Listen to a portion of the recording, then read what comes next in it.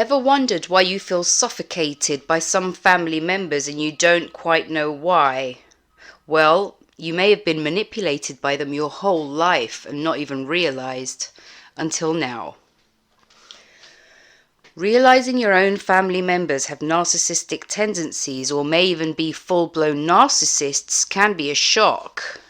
If you've been operating below the veil of consciousness and have never been introspective with yourself and your surroundings, you've probably never questioned or noticed any of this stuff.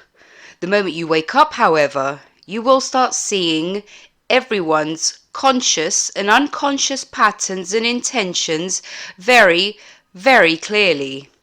You may become targeted, criticized, or ostracized for this reason.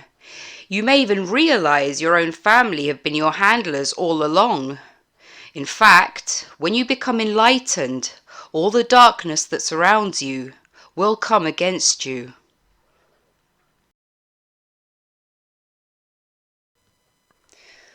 So ask yourself, do these people have your best interest at heart or their own?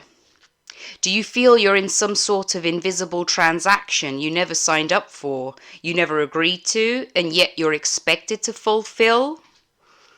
Do they manage to take you through the whole spectrum of low vibration emotion? Do they create shame, guilt, or fear that you don't feel with others? Do they give you mixed messages in order to influence your behavior? In this case, I'm afraid you definitely have a toxic family member, at least to some degree. In order to detect people's intentions and whether or not we're being manipulated, we need to start feeling our way into situations and not thinking our way into them. Manipulation is so effective because many of us are not present in our bodies, especially if we have pain, emptiness, trauma, or a tendency to numb. Our consciousness won't be comfortable inside the body, and therefore we will not be aware of how external stimulus is impacting us and what emotions others are generating within our body. It's very important, therefore, that we develop body consciousness. But for this, we need to transcend our pain, which paradoxically requires us to feel into it in order to transmute it. It's also very important that we revise our interactions with these people. Ask yourself in hindsight, how do they or how have they made you feel? In my case, and these are real examples, I started to notice several things. So I started to notice idealization devaluation cycles. These are opposite or contrary statements or even backhanded compliments designed to play on your emotions. So the idealization phase or phrase is intended to flatter your ego. And then the opposing statement is intended to pull the rug from under you and make you emotionally come crashing down. All of this is done, of course, intentionally, with the ultimate desire to create self-doubt and confusion in the target, which in turn will give off copious amounts of thought energy as a result. So say, for instance, you're dealing with a relative that's an aunt. So she may say something like, "Oh, darling, you really need to start living more. You're too young to be looking after your mother all day like this. Your life is going to pass you by. And when you wake up to this fact, you'll be too old to do anything about it." And then later in the day or later in the evening, she may say something like, "Oh my God, I can't believe you actually work all weekend and leave your mother home alone all day. What if something happens to her?" This is the opposite statement. It's intended to create guilt, shame, and confusion for actually doing the very thing she advised you to do in the first place.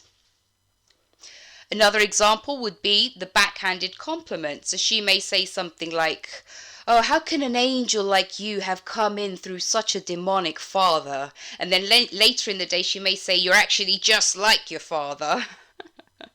Another example would be a woman who praises her husband in public and then insults him in private. Another pattern I've noticed within my own family is the guilt trip followed by the gift. Now, this is massive manipulation and conditioning of the mind. You're basically being programmed to act, behave, and comply through the feeling of obligation to the invisible agenda you're expected to fulfill. Beware of people who give in order to receive. Family gatherings and interactions don't need to be about materialism. They need to be about high vibration contexts. Number 3, do these people use money as a control mechanism? Do they use money as bait, as a carrot on a stick, or even as punishment? Do they mention your inclusion in their will? Or do they talk about your inheritance as a passing comment?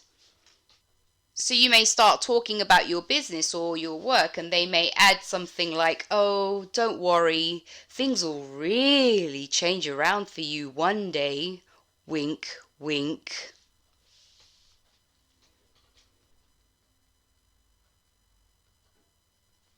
Number 4, do they play the victim?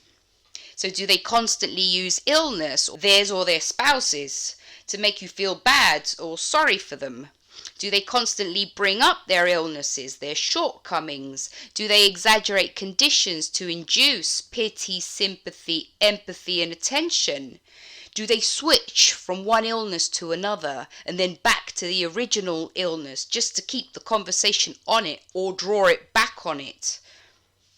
This is manipulation through the pity ploy or the poor me syndrome. Remember, there's something inherently wrong with people making you feel responsible for their pain. Number 5, do they feel outraged and overreact in explosive manners when you don't give them the attention, the reaction, and the obedience they desire? Do they punish you or ostracize you when they realize they can't or you won't be controlled because now you're of no purpose to them?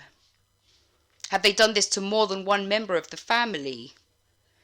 Have they triangulated you against the other members of the family so you won't influence them? When a toxic person can no longer control you, they try to control how others see you. Remember, the other members of the family may be silent or complacent because they're getting something out of the situation. Usually the money and the inheritance as a carrot on a stick has been waved over their face also. Expect the misinformation to be unfair, but trust that in time they will see what you've seen. Manipulative people's mask slips more often as they age, so over time you'll notice these patterns more often and within smaller time frames, which makes it more difficult to keep up the facade. Also, notice their modus operandi. A good way to figure out people's true intentions or hidden agendas is to ask yourself, where and when do they or have they carried out the heavy manipulating? So is it done in public or in private? Do they take you away from people? Which is a very strong indication of the awareness that they know what they're doing. So is the guilt trip carried out in the kitchen, for instance, where they can make it seem like it's a private conversation, and then the gift is given in public? Have you spotted their tendency to fearmonger just before the guilt trip or the pity ploy? Do they set the stage with fear so the guilt trip is more effective? So they may start talking about something fearful like someone's death or someone's suicide. They may talk about something that you depend on being taken away or reduced. They may even talk about an epidemic or an economic crash just before the guilt trip. It's essential to notice when people try to instill low-level emotion in you, such as fear, guilt, or shame. That's another one. They love using shame because it's the base emotion for insecurity. Also, it's essential to notice whether you feel drained or tired around these people. Usually, as I've said before, there are energetic dynamics going on beneath the surface which we rarely detect or listen to. A manipulative person's conscious or unconscious desire is to extract that energy from you in order to empower themselves. Remember, energy goes where attention flows, so you will clearly notice their obsession with it as well as with validation, and generating low-level emotion is a fabulous way of extracting it. I want to add to this that when we try to fill our own emptiness with other people, we will become energy vampires ourselves.